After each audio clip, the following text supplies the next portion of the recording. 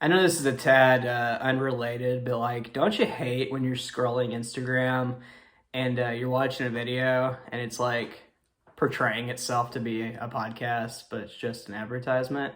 Like, who are you fooling? Yeah, so all my life, I've always wanted to have some really vintage photography, and recently I found this new camera called the Instamax 700. It's a great product, and I'm glad I could put it on my podcast that doesn't exist. It's like, just sell to me. Just try to sell me what you're trying to sell. Don't do this fake podcast bullshit. I don't like that. I guess we'll get on with what we're doing.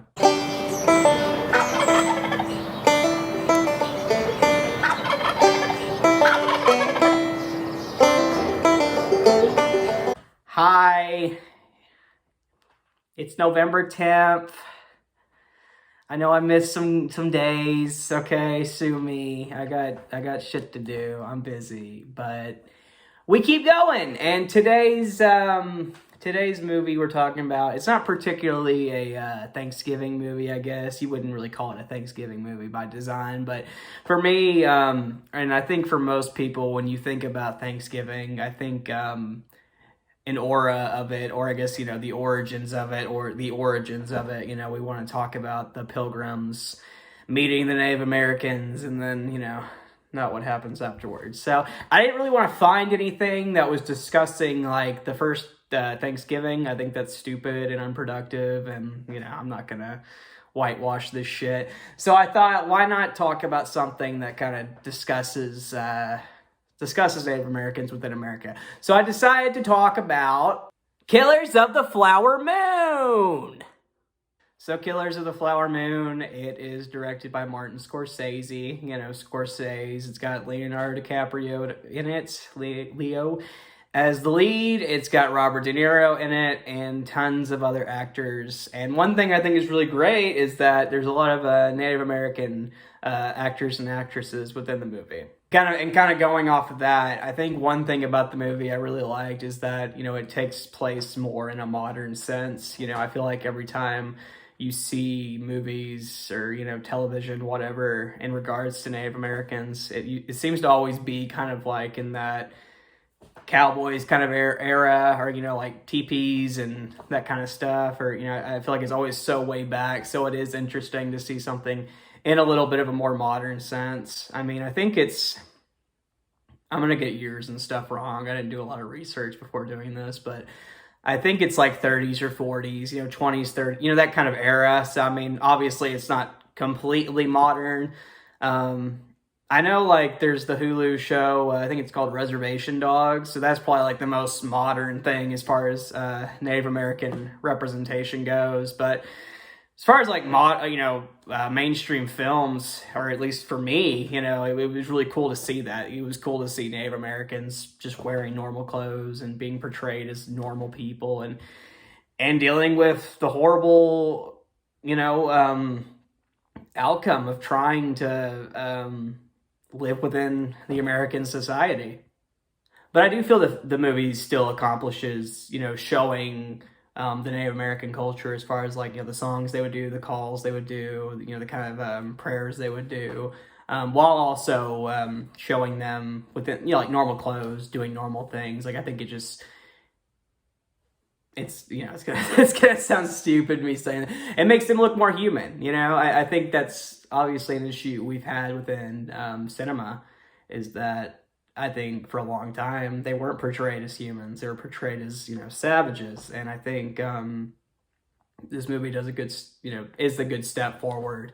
Again, my film literacy isn't great, so maybe there are a lot of movies that do show the Native American culture in a better light. But as far as like, again, a more modern, more pop culture, example, I think this is a great choice to watch as far as seeing, the Native American culture and, get them in a more modern sense.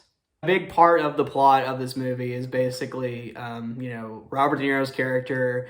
He's kind of, in a way, infiltrated within the Native American culture in this, I want to say it was like an Oklahoma town. And this is based on a true story. Accuracy, as far as accuracy goes, I'm not going to speak to that because, again, like I wasn't there. It's not my culture, so I'm not going to say. But as far as like the things I've known, the things I've learned about in classes, a big segment of this movie is kind of dealing with the diabetes that Native American people were facing at the time. And I remember in a course I took last semester in human rights, there was a whole segment where we learned about bad sugar.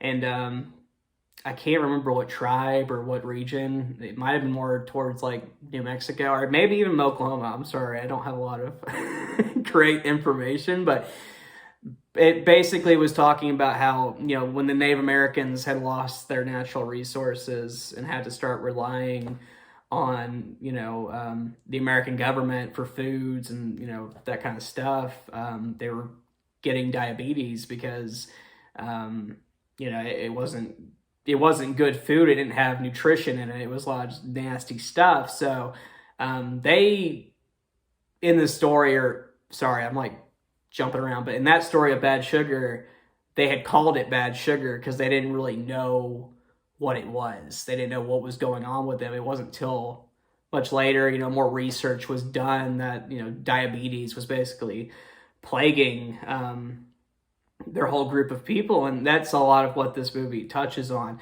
It's not just diabetes, obviously. You know, this group of, you know, Robert De Niro's group, who is basically trying to wipe out this whole family that's living on this property with oil and all this stuff. They're basically trying to take all of them out.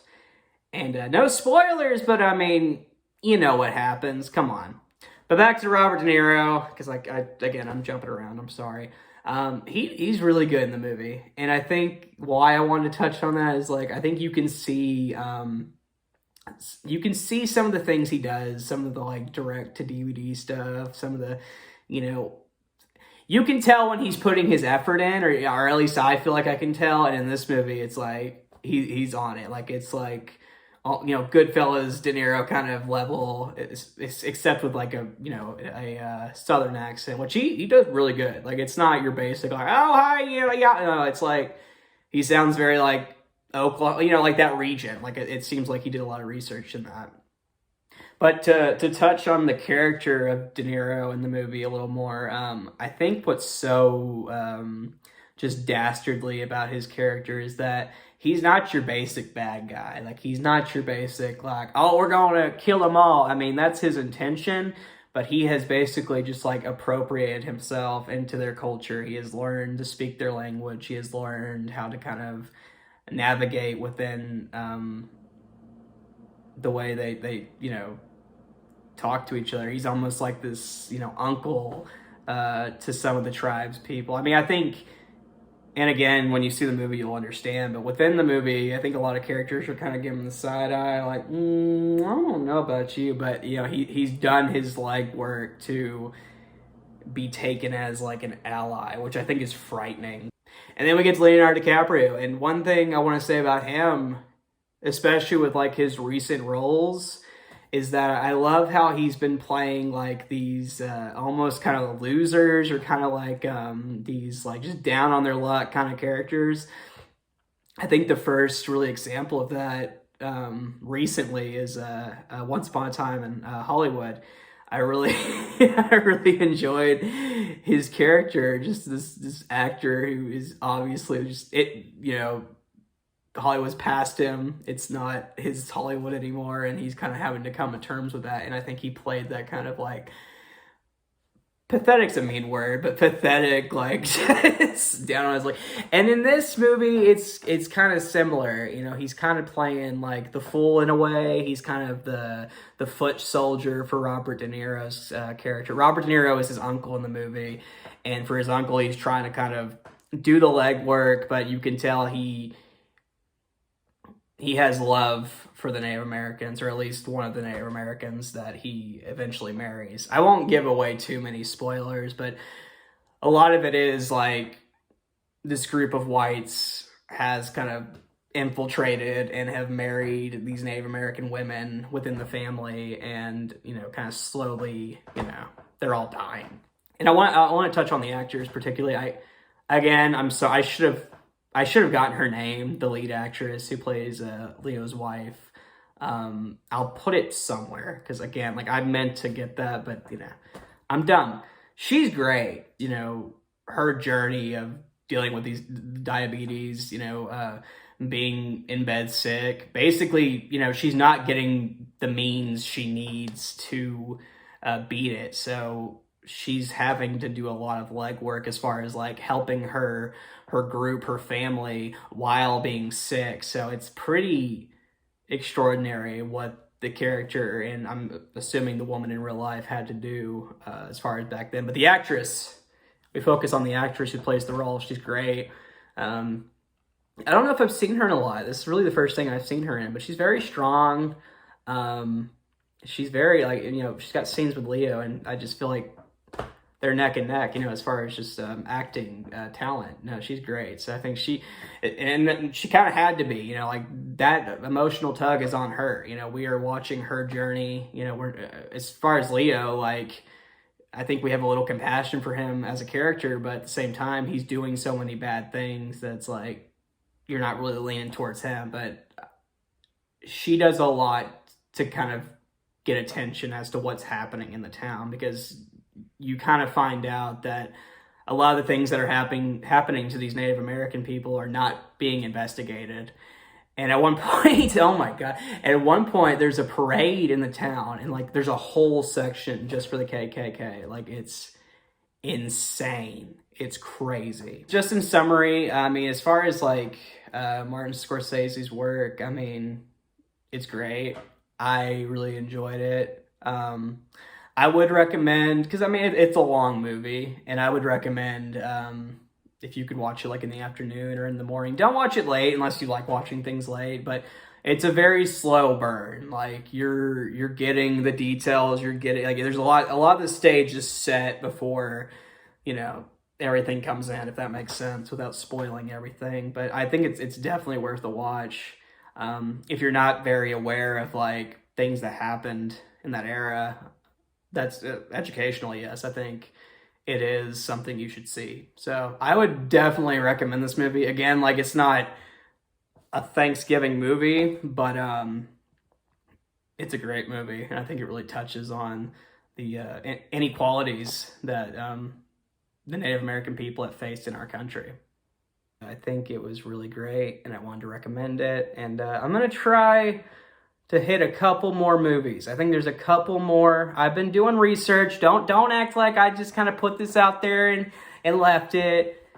No, I wanted to do more, but things have just kind of gotten in the way. But I do have a couple things I want to put out before the month's over, so I'm gonna try and do that. But to the couple of people, who've watched these, I appreciate it. Thank you. I hope you've gotten something out of it. And we keep gobbling up to Thanksgiving dinner. So y'all have a good day, and be thankful for the things you have, and try to remember the things you're thankful for if you're not. Gobble, gobble, gobble, gobble, gobble, gobble. Bye.